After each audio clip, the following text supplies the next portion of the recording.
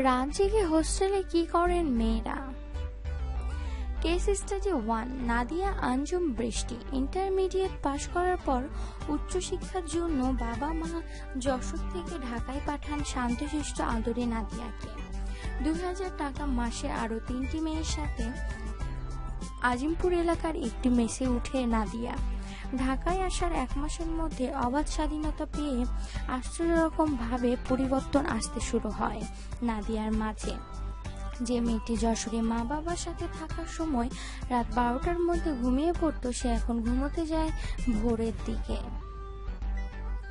সারা রাত ফেসবুকে কাটিয়ে বেশিরভাগ দিনই সকালে ঘুম থেকে উঠে কোচিং ক্লাসে যেতে পারে নি নাদিয়া। ভর্তি পরীক্ষার জন্য ভালো করে প্রস্তুতি নিতে না পারায় ঢাবি জাবি কোথাও চান্স পায়নি।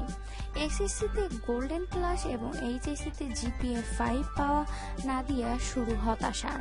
কোথাও চান্স না পাওয়ায় হতাশা থেকে মাঝে মাঝে নাদিয়ার ইচ্ছা হয় মরে যেতে। রাত জেগে কি করছে তামান্না নাদিয়ারা। ঢাকা শহরে উচ্চশিক্ষার জন্য আসা বেশিরভাগ মেয়েই গ্রামে মা বাবার কঠোর শাসনের বড় হয়েছে।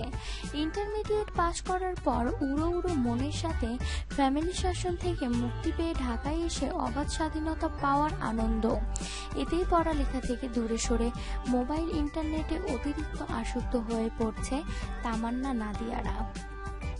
একটা সময় আসক্তি এমনই পর্যায়ে পৌঁছেছে যে সাধারণ রিয়েল লাইফ থেকে অনেক দূরে সরে যাচ্ছে। সিদ্ধান্ত নেওয়ার সময় এখনই। সমাজের প্রতিটি বিবেকবান মানুষ চান নাদিয়া তামান্নার একটি সুস্থ সুন্দর বাংলাদেশ গঠনে অবদান রাখুক, দেশকে সৎ আদর্শবান নাগরিক উপহার দেওয়ার দিকে এগিয়ে যাক।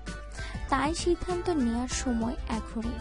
রাত 12টার পর ফ্রি ফেসবুক সেবা, সস্তা কল রেট দিয়ে যারা তামান্না নাদিয়াদের সুন্দর আগামীর স্বপ্ন কেড়ে নিচ্ছেন তাদের বিরুদ্ধে যথাযথ ব্যবস্থা গ্রহণ করার বিকল্প নেই বলেই সুস্থ বিবেকবান প্রতিটা মানুষ বিশ্বাস করে। আশা করি ভিডিওটি ভালো লেগেছে। আমার চ্যানেলটি সাবস্ক্রাইব না করা থাকলে এখনই আমার চ্যানেলটি সাবস্ক্রাইব করুন, ভিডিওটি লাইক শেয়ার কমেন্ট করুন।